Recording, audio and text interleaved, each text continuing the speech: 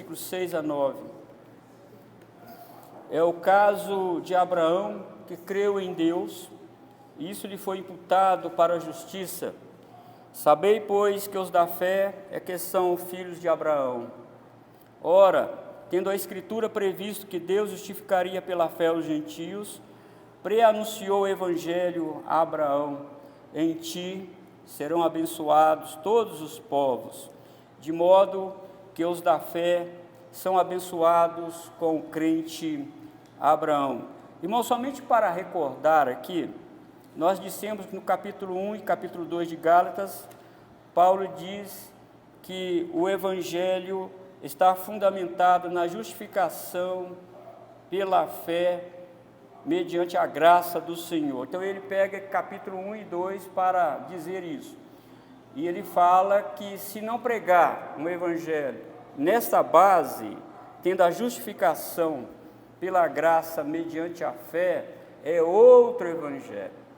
E se é outro Evangelho, está debaixo de maldição aqueles que fazem isso, e não somente eles, né? Mas porque isso não é o Evangelho que salva. Então, no capítulo 3, versículo 4, Paulo expõe a doutrina da justificação, é esse que nós estamos olhando. Capítulo 3 e 4, ele vai falar a teologia da justificação. Primeiro ele coloca a base, o Evangelho tem a sua base na justificação pela fé. E agora, no capítulo 3 e 4, ele vai falar sobre o que é a justificação, e o que ela faz em nossa vida, e como devemos viver debaixo dessa justificação. E no capítulo 5 e 6, Paulo vai ensinar como viver e desenvolver a salvação pela graça. Como que desenvolve isso? Parece que ele está falando de uma árvore, né, que tem suas raízes, os troncos e o desenvolvimento, né, da nossa vida cristã. Então, Paulo diz que os crentes justificados recebem poder para vencer a carne e todo tipo de tentação. O crente justificado, diz Paulo, é desenvolvido nele o fruto do Espírito. É um fruto com 9 características que ele elenca lá no final. E agora, irmãos, na última semana que nós estudamos sobre Gálatas, nossa atenção estava nos versículos 3 a 5, não é? Onde Paulo abordou a relação do crente com o Espírito Santo. E no verso 3, ele diz sobre o Espírito Santo e a perseverança dos santos. Como nós perseveramos depois de justificados? Os crentes iniciam sua vida de fé no Espírito, segue no Espírito e termina no Espírito, ouvindo o quê?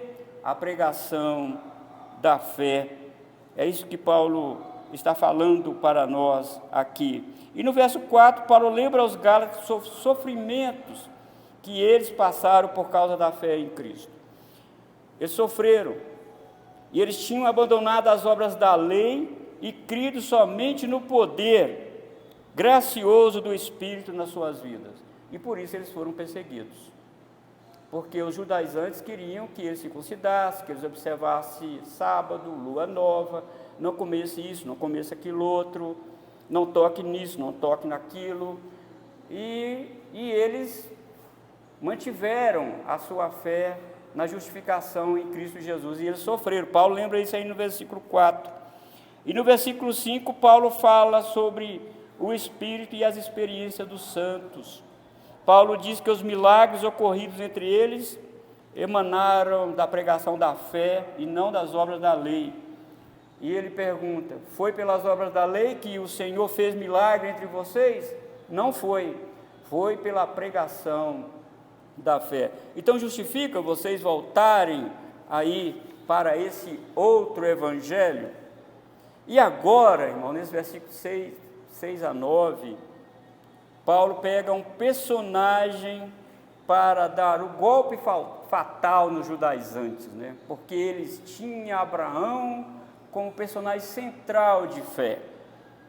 Olha, Abraão, e eles gostavam de citar Gênesis 17, porque Abraão obedeceu, circuncidou a sua geração. Olha, Abraão, foi pelas obras, ele foi justificado pelas obras. Só que Paulo pega o exemplo de Abraão e chama a atenção dos judaizantes para voltar com ele para o capítulo 12 e capítulo 15 de Gênesis. Ele não está dizendo isso aqui, mas ele repete o que capítulo 12 e capítulo 15 de Gênesis relatam. Por que ele fez isso? Porque os judeus diziam o seguinte: nós somos descendentes consanguíneos de Abraão, e por conseguinte, nós somos salvos. Nós não estamos debaixo de escravidão nenhuma. E Jesus teve um embate com os judaizantes naquela época, onde Jesus falou que eles eram escravos, e eles disseram: somos descendência de Abraão e jamais fomos escravos de alguém. Como dizes tu, sereis livres? Como que o Senhor está dizendo que nós temos que ser livres? Nós não somos escravos. Porque eles achavam que ter o sangue de Abraão na veia era o suficiente para ser salvo e entrar no reino de Deus. Então, e os gentios que não eram descendentes de Abraão? Eles não eram salvos? Para os judeus, não. Não tinha o sangue de Abraão na veia, eles não eram salvos? Não. A menos que eles se circuncidassem, a menos que eles obedecessem a Torá, a menos que eles observassem dias, meses e anos, a menos que eles passassem pela pública profissão de fé do judaísmo. Você precisa abandonar todos os seus deuses e adorar o nosso Deus. E como prova disso, você precisa fazer como nosso pai Abraão fez. Então, por que Paulo usa o exemplo de Abraão para mostrar que a salvação é pela fé e não pelas obras? Por quê? Paulo poderia ter usado o exemplo de muitos heróis da fé do Antigo Testamento, inclusive Noé, porque está escrito sobre Noé também. Pela fé, Noé, divinamente instruído acerca de acontecimentos que ainda não se viam, e sendo temente a Deus, aparelhou uma arca para a salvação de sua casa, pela qual condenou o mundo e se tornou herdeiro da justiça que vem da fé. Olha, Paulo poderia ter pegado Noé, mas ele não pegou, ele pegou Abraão, porque Noé não era o personagem principal dos judaizantes. Então Paulo alia-se a eles com Abraão e mostra que Abraão não foi justificado por obras, mas foi justificado pela fé. Então Gênesis 17 era o capítulo preferível dos judaizantes citar nas suas homilias, nas sinagogas e nas suas conversas teológicas entre eles. Abraão, Abraão, Abraão. Sempre era o personagem Abraão, estava entre eles. Pela fé, diz Paulo, diz Gênesis, na verdade, ele cita isso. Abraão, quando chamado, obedeceu, a fim de ir para um lugar que devia receber por herança, e partiu sem saber aonde ia. Pela fé, peregrinou na terra da promessa, como em terra alheia, habitando em tendas com Isaque e Jacó, herdeiros com ele da mesma promessa, porque aguardava a cidade que tem fundamento, da qual Deus é o arquiteto e edificador. Deus, irmãos, fez promessas a Abraão, dizendo que nele seriam benditas todas as famílias da terra. Dá para crer nisso? Paulo está chamando a atenção deles. Dá para crer nisso? Deus fez uma promessa para ele. Abraão, sai daí, capítulo 12, sai daí da sua parentela. Para onde você vai? Poderiam dizer os vizinhos de Abraão. Para onde você vai, Abraão? Não sei. Mas você está pegando tudo e saindo? Não, Deus mandou sair. Mas como? Que Deus é esse? Ele apareceu para você aonde? Como é ele? Como é o rosto desse Deus? Como é? Não sei. Não sei de nada. Eu só sei que ele mandou sair, eu estou saindo. Estou indo embora. Mas você não sabe nem se é a direita? Não, não sei. Não sei de nada, estou indo. E aqui, o escritor aos Hebreus diz que, pela fé, Abraão, quando chamado, obedeceu. Eu vou sair, eu vou obedecer a sua voz. No capítulo 12, Deus promete a Abraão de ser bendita todas as famílias da terra. Sai daí, e eu vou engrandecer o seu nome. Mas para onde eu vou, Senhor? Eu vou te mostrar, para o lugar que eu te mostrarei. Eu vou te mostrar, Abraão, não se preocupe com o lugar. Será que eu e você sairíamos, irmãos? Será que nós sairíamos? Para onde eu vou? Olha, eu tenho minha casa aqui, Senhor, tenho minha chácara, tenho meu emprego, tem tudo aqui, Senhor. Não, eu quero que você saia e eu vou abençoar a sua família, vou fazer bendita a sua família. Por que Abraão saiu? Porque ele creu na palavra de Deus. Ele creu na palavra de Deus. Será que Abraão tinha algum conhecimento de Deus? Se você anteceder aí um pouco, Gênesis 12, você vai ver que ele é da linhagem lá de Sete. Sete era uma linhagem de obediência a Deus. Quando nasce Sete, tem Noé, que também descende dele. Então você percebe que ele tinha alguma informação sobre Deus, embora a família de Abraão fosse toda idólatra. Toda idólatra. Inclusive, eu acredito que Abraão também era. Mas ele tinha um conhecimento sobre Deus. E você pode estar perguntando ou imaginando como Deus falou com ele. Nós não temos esses dados na Escritura. Foi sonho, foi visão, foi voz audível. Diz o texto que Deus falou com ele. E pronto, nós não sabemos mais nada. Nós não sabemos como Deus falou com ele. Mas agora, no decorrer da sua caminhada, Deus aparece de novo a Abraão no capítulo 15. Abraão, sai aí da sua tenda. Eu vou te mostrar aqui algo impressionante. Olha aí as estrelas do céu. Assim será a sua descendência. E diz o versículo 6 de Gênesis 15 que ele creu. Ele creu que a descendência dele seria mesmo como as estrelas que estavam no céu, numerosas quais as estrelas no céu. Porque Abraão já estava velho, ele não tinha condição mais de ter filhos. Mas ele creu. Paulo diz que ele creu contra a esperança. Paulo diz em Romanos capítulo 4 que o ventre de Sara, Paulo usa uma palavra lá, necrosado, necrotério, morto. O ventre de Sara estava morto para ter filho. E Abraão sabia disso.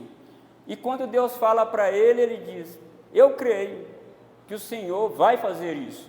Eu creio. Então Paulo pega Abraão e diz para os judaizantes: não existia lei não. Isso foi antes da lei, seus judaizantes. Como que você está dizendo que Abraão foi justificado pelas obras da lei? Não existia lei. Foi antes da lei que ele creu em Deus. E ele nem judeu era, que ele era pai dos judeus. Como que ele era judeu? Ele ia ser ainda pai dos judeus. Nem judeu ele era gentio. Ele era um gentio. Percebe, irmão, aonde que Paulo toca e diz: é o caso de Abraão, judaizantes.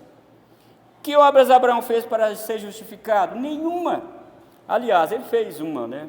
Que deu tudo errado com a serva dele, Agar.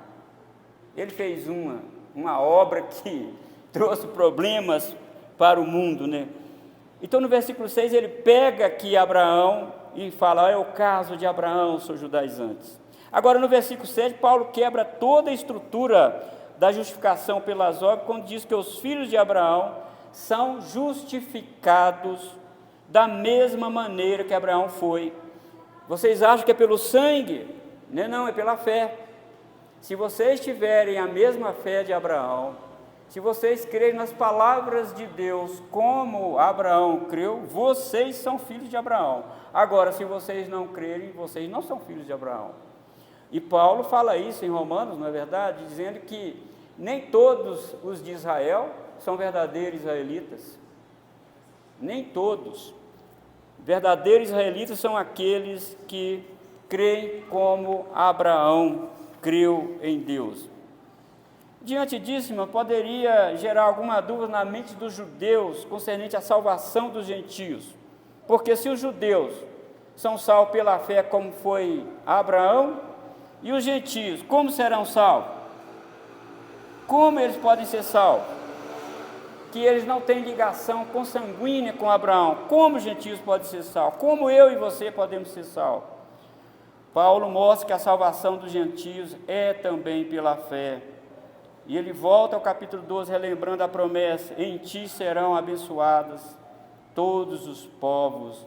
No versículo 8, ele volta lá ao capítulo 12 de Gênesis: em ti serão abençoados todos os povos. É pela anunciação do Evangelho que as pessoas são salvas. Então Paulo fecha aí no versículo 9: de modo que os da fé são abençoados com o crente Abraão. Ele fala que essa promessa é o Evangelho que foi primeiramente anunciado a Abraão. Todos são salvos pela pregação do Evangelho e não pelas obras da lei. E temos visto aqui o que é o Evangelho. O Evangelho não é o meu desempenho. O Evangelho não é o que eu faço. Se alguém ensinar na igreja, se alguém falar alguma coisa nessa direção, dizendo: você precisa fazer tais e tais obras para ser salvo. Não é o Evangelho.